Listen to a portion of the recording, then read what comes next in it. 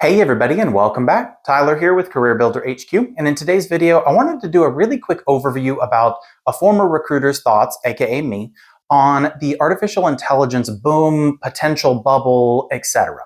Now, the reason I'm covering this now is because I think that there's been so much news out there lately that we hear people saying, well, this is a bubble, it's going to pop, or we hear people saying this is never going anywhere, it's AI is always going to be around. And I think there's a lot to unpack. So I think that you should be doing research to figure out what makes the most sense for you long term. I hear a lot of people saying that their jobs can't be taken by AI and all of these other things. And so I think it's best to make really educated decisions longer term, because short term, we really don't know what's going to happen. So I'm going to share a couple of different articles. So I'll jump into a screen sharing shortly. But a couple of things to consider. We have a ton of things going on in the political space, especially not only in the US, but abroad. It's just something that's happening everywhere. We have record numbers of data centers popping up all over the place. And then we also see tons of reports of large groups of people who are pushing back on having these data centers put in their towns or cities. So we're seeing a big pushback, or people that are saying we don't want AI. We're seeing people or companies saying we want to put AI in almost everything that we have. So the important thing to note here is really just focusing on what's most likely to happen in the future, and is there a way that you can kind of protect yourself, whether it be having training in multiple areas and multiple skill sets, or really just things to consider moving forward. So let's go ahead and jump into that screen share. All right, so I have a couple of different things pulled up. I'm going to be focusing on this monitor over here, and a couple of these are actually going to be AI summaries, but I want to supplement with articles because I really do feel like there's a lot more research that's going to be needed. I don't think you should really just focus on one individual source when it comes to news and things of that nature. So jumping straight into some of, I guess what I would say would be the negatives for AI. And the reason I want to start with this first is because I feel like everyone thinks they have to focus completely on education, using AI in their daily work and all of that. And don't get me wrong, there is going to be a lot of different companies using AI for quite some time. But I think that it can be a little bit dangerous to put all of your eggs in one basket, metaphorically speaking. So I also don't want people to stop learning new skills. So is there still going to be a demand for software engineers? Absolutely. Will it be as big of a demand as there has been in past years? Most likely not. But there is a balancing act. So jumping straight in, I have 3 AI summaries just straight from Google. And you'll see I put US data center boom slowing, just kept it as high level as possible. You'll see here it's saying that it's the construction boom is facing a significant slowdown for the first time since 2020. And then you'll see some different things here about power grid limitations, electrical equipment shortages, which we've seen in the past for other things, so that is not exactly something new. Then you'll see we have permit and siting hurdles. So you'll see local opposition and other things. So again, there's quite a few things to unpack there.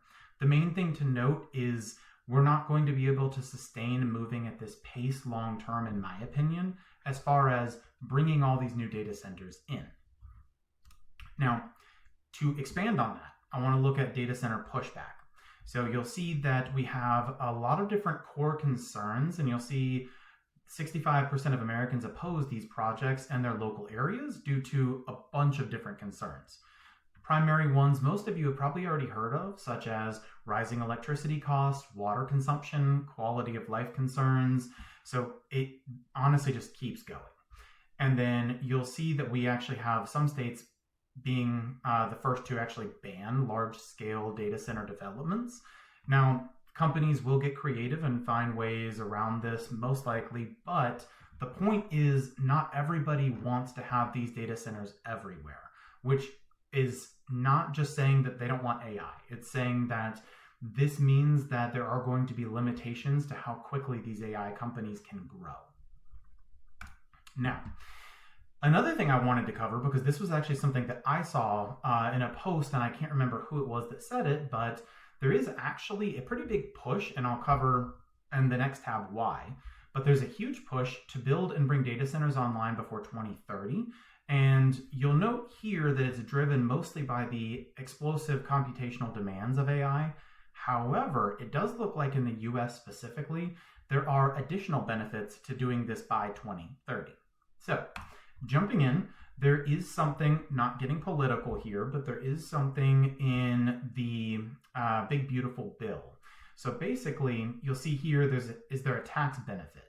And you'll see that it's primarily driven by federal bonus depreciation and state level tax exemptions. So there's 100% bonus depreciation, and you'll see you can look into details on this on your own end if you would prefer.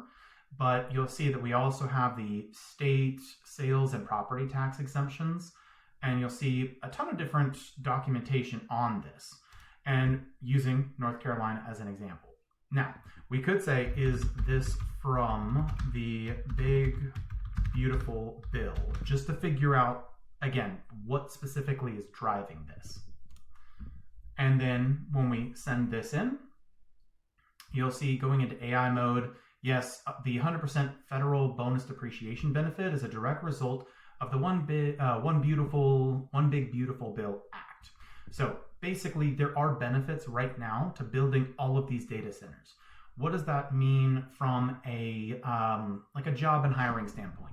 Because you're likely going to see a ton of different jobs open up in the different areas where this comes in, and a ton of benefits where we're just going to see this massive expenditure of companies and even banks trying to get all of these things set up. So you're going to have a bunch of different individuals in, we'll just say, local and honestly beyond when it comes to the actual legal side of things. So we're going to see tons of people, whether it be Congress or local legislature. Just point is, there's a lot of people that are going to be incentivized to get these really stood up as quickly as possible.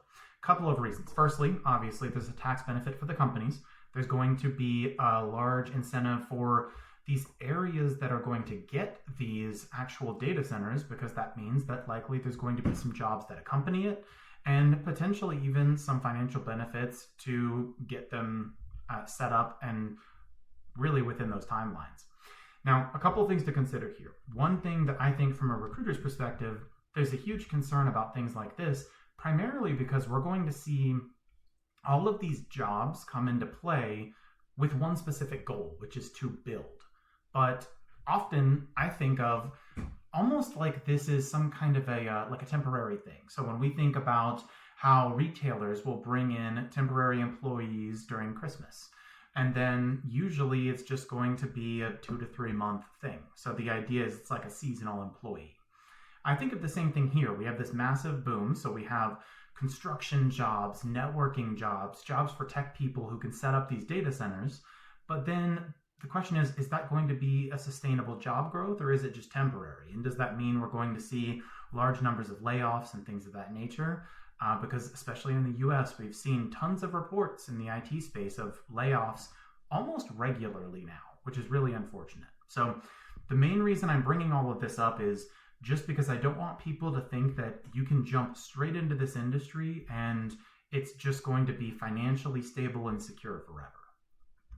Now, last thing is going to be a couple of articles that really just cover some of the basics of what we've already reviewed. So here's an article here. I'm not affiliated with any of these companies, but basically just data center builders are facing a quandary related to the power grids and things of that nature. So question is, where is this money going to come from? There are reports of people who are saying their power bill went up because of data centers in the area. So the idea here is, do we have the infrastructure for this? And what is that going to look like going forward?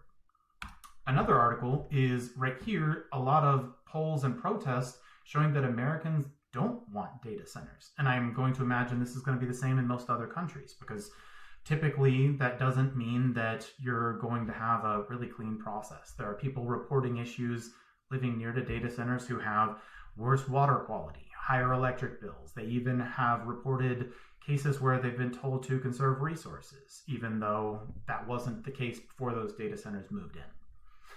And then the last thing, and this is just an example from North Carolina, one of the first articles that popped up, but you'll see that there is, again, pushback about data centers. So the main reason I'm bringing up all of these articles is because I really think right now we don't know what's going to happen in the next couple of years. I think that we are still in an AI bubble, and I think that it's very likely that there's going to be a continued push until a lot of these benefits expire. So, for example, when people hear, oh, we can't build the data centers fast enough because we don't have enough resources, they might think this is just going to continue on until we build everything. But the question is going to be, are those tax benefits going to extend beyond 2030?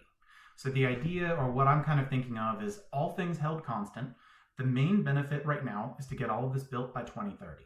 But what happens after? Because that's when we're going to start seeing some of those tax benefits and other things fall off, along with the jobs that have been associated with building those data centers. So I feel like that puts a lot of workers in a really bad place, because once that job is done, usually the maintenance is not going to require the same level of attention or finances to keep it going. So just my thoughts from a former recruiter. Would love to know yours. Let me know in the comment box below, and I'll see you all in the next video.